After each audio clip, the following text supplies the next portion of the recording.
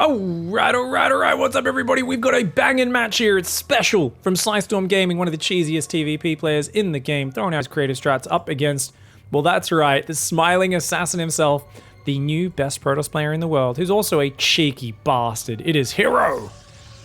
This is going to be so much fun because Hero just plays crazy. His first week back from the military, I was casting him in the Korean Weekly Cup, and he would like fake proxy and then do a secret expansion, and then all in you at like the 10-minute mark. And even guys like Cure, who were the best in the world at that time, it was like right around the time Cure was winning his GSL championship, and Hero was like, I just got back from the military and I'm beating you. And it was just crazy because he plays so many mind games. He has a high variant style, lots of chaos. You know, he plays messy, scrappy, crazy, unpredictable games. And the thing is, Hero can play a macro game, and you'll be like, oh, why does he not have a forge? He like doesn't make upgrades. Oh, but he has 90 probes and every type of splash damage and explosive unit imaginable, so it doesn't matter. Like, you know, you play that sometimes. More recently, he has been investing in forges, which I think has been making him a lot stronger. But he's gonna have to start out dealing with a very aggressive special who opens with proxies a lot of the time. Hero scouts everywhere for proxies and then goes across the map, and he's gonna find, nope, special is going double gas, which means he's playing a one base opening. He's going to delay the command center to get a very quick factory, but he's going to do it from his home. Now, he does open up this path to get that wide open. Cybercore before the Nexus here for Hero. And Hero is thinking about Stargate play. Pretty sure. Maybe, maybe not. He goes for a Nexus, and he doesn't know about the second gas. Special's faking that he wants to put this command center down. Hero's like, yeah, blocked you. Ha ha ha. Ha ha, look at me blocking you. Yeah, I'm blocking your command center. Yeah, you get wrecked. Special is like, dude, I'm building a factory. I do not even have 400 minerals. But he's happy to make Hero think that's the case. Hero does not really know what he's up against. Now, the reason I thought Stargate is because he had 3 workers on gas from very early, even though he was down on 15 mineral probes. But then I realized I think Hero does that all the time because he likes to keep his options open. And indeed, Stalker at Warpgate, very unlikely he plays Stargate from here. I think it's just going to be a straight up Twilight build. He builds another pylon there to block that Reaper jump in path. He's already blocked in this Reaper path. I have seen Hero misbuild the Reaper wall in multiple times recently, where the Reaper is still able to jump around it. I saw him do that on 2000 atmospheres, for instance. So he does make that mistake sometimes. Special's going to hop up there soon to try and see what the tech is. And it is indeed a Twilight Council, as we see from the production tab. But if he just jumps up here, he can see that tech and then leave. 2 Reapers are across the map. There's still a probe here for Hero that's just checking everywhere for proxies. Not finding anything. Reactors there. Starport's on the way. Special with the command center. He's very light on units behind this. A counter pressure could do very well. Special, there's not going to be much of a way out. Yeah. Oh, man. Okay. Does get 2 probes, which is... it's damage. Can he get a third one, though? If Hero has good micro, he can just pull that probe away, and the Stalkers are there for safety. Special is going to lose 2 Reapers for 2 probes. Hellion comes in, though. He hasn't seen that it's Twilight Council tech. Seeing 2 Stalkers, he can probably just assume. I don't think Special really cares too much, but he sees the Twilight. Does get the confirm, which is always nice. And 4 probes, a little bit of mining time. I think that's an okay trade for Special. It's not crazy good because you are obviously very light on army. And the probe walks in! The probe that looked everywhere for proxies walks in and is like, oh, okay, you wouldn't mind dropping. Good to know, bro. Special's like, leave! And he's even building a Spite Pylon and another Spite Pylon, you absolute troll. You absolute troll. There is no way that's efficient right now. It's literally going to force him to lift his buildings for 2 seconds. If you let these pylons finish, it is the dumbest shit I've ever seen. Yeah, and look at that. The pylon has to get cancelled before he was even planning to build the others. He lets that one finish because he's Hero and he's an absolute baboon. Guys, if you guys ever want to prioritize things that are actually efficient in the game and perfect play, copy nothing Hero does. But what Hero teaches us more than anything is that even at pro level, just fucking with your opponent's build can actually pay big dividends. So why the heck not? Just do some shit to throw them off their rhythm. And then if you thrive in chaotic variable situations and you've made your opponent have to play on your field, it can favor you. And that's what Hero goes for there. Those were probably the most questionable pylon blocks I've ever seen in my life. He obviously was hoping the Widowmine and the Medevac were about to pop out, and then, you know, the units had to lift off. Oh, no, this is really bad for Special. Does get the volley, though. Guys, that's why you need to have 9 Stalkers to 1 shot, 5 Stalkers to 2 shot. It's 9 Stalker shots. So he only had 4 Stalkers shooting it, which is why the second volley did not take the medevac down, and that's why it cost him a little bit more there, losing a Stalker and 2 probes. That being said, shutting the pressure down, it's totally fine. Now, what's really cool, guys, is Special, the moment he killed the probe, what did he do? Fusion Core! Troll versus Troll. So Hero goes for Troll double Pylon block on the add-ons. Special says, that's fine. I'll call, and I will re-raise you double Troll by playing Battle Cruisers versus Protoss. Hero at this point is like, yeah, well, how about I go for Templar Archives and charge on 2 base without even getting a 3rd Nexus? So we've got 2 guys right now who are basically trying to do everything that a macro virgin out there like Maru or Showtime would be shaking their head at and going, this is everything they're doing is wrong. This is literally... This is not what you're meant to do in this matchup. You know, Maru's shaking his head at Special. Showtime's shaking his head at Hero. They're like, this is not correct play. Big Gabe's getting an aneurysm. He's like, well, I guess if you play like a monkey, you can sometimes win games by being lucky. But when 2 monkeys clash, which monkey will win? Special says, Battle Cruiser teleports in the back and is like, 6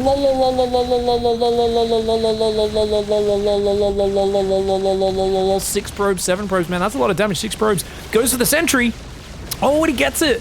Doesn't get the High Templar. Thankfully, battle cruisers aren't energy units anymore. Feedback actually used to wreck them back in the day. For those who don't know, they used to have energy for Yamato, so you could, and feedback used to do double the damage it does now. So you used to be able to put a battle cruiser on half-life with a feedback. It was actually, the battle cruiser used to be the worst unit in the game. Oh, he sees the push. Big Marine tank push at the front. How's he going to defend that, man?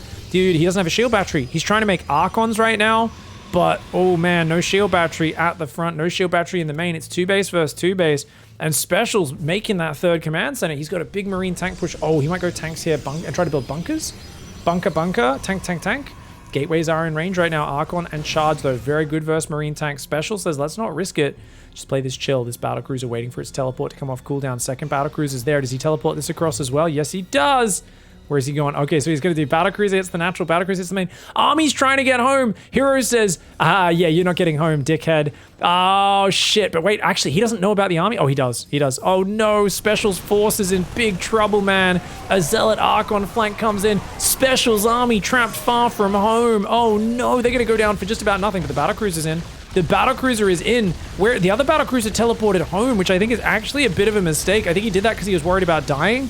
But you know what, guys? Yeah, okay, he's ready to mass repair. He's got a battle cruiser. Tanks on the high ground have to unsiege because they get Archon dropped. Hero with the Chad Archon Zealot drop on top, killing so many SCVs and 2 siege tanks. More Zealots running in the natural. The mass repair needs to go down. Repair! Special! Okay, his drills do turn on and all of those boys do start repairing the junk of that bunker. It does get back to full hit points. They don't find any mysterious lumps there. It looks like it's okay despite that Zealot assault. The battle cruiser is going to have to pull back. The Stalkers, if they can kill it, it'll be huge. The battle cruiser barely gets out of there. He's going to try and escape to the dead space. The battle cruiser here is trying to hang on as well. And it should be a mech transition for Special from here, but he just doesn't have the money to do it. And Hero, not taking a 3rd, is just trying to play an aggressive game. Yamato's a Stalker. Chad play from Special right there. This is sick. 37 probes versus 44 SCVs. Great economy advantage for Special, but a lot of his power is centralized in these battle cruisers. He cannot lose them. If he loses those BCs, things could fall apart very quickly. 2 more BCs coming forward for another run by. There's only 9 Stalkers on the map. He's trying to make more of them, and he's getting ready to try and blink, but 2 battle cruisers is pretty good, man. He's going to try to blink down there. The BCs do immediately micro back. Take out Yamato's blink. Oh, his blink might not have been cooldown yet. You can dodge Yamato with blink, but he wasn't able to. And oh, no, the BC's going to go down. Oh, he loses one. Does take out a few Stalkers there. The BC's going to try and fly home. Meanwhile, Archon drop does come in. It goes down. That Archon goes down.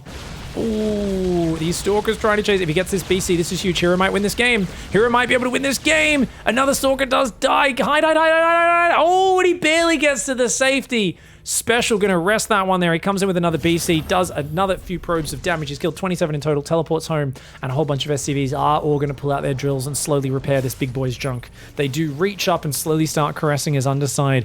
Their soft drills going there and slowly stitching back on his repair ports. I don't know how it works. You guys tell me how the battle... I don't know how a few SCVs magically repair a capital ship instantly in battle, but it does happen.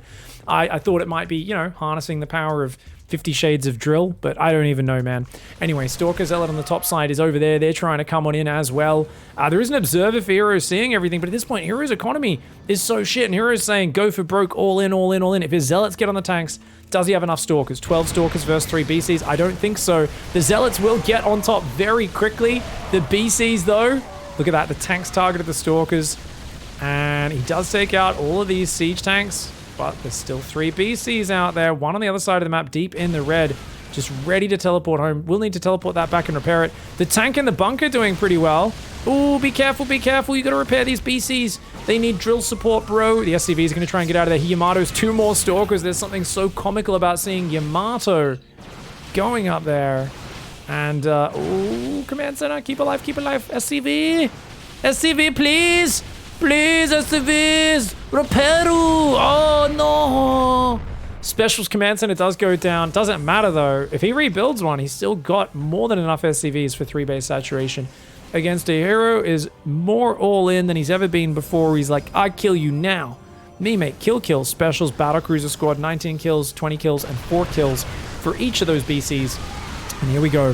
One last-ditch effort. The Stalkers take it out. Oh, that Prism had 4 Stalkers inside it. And it gets Yamato'd.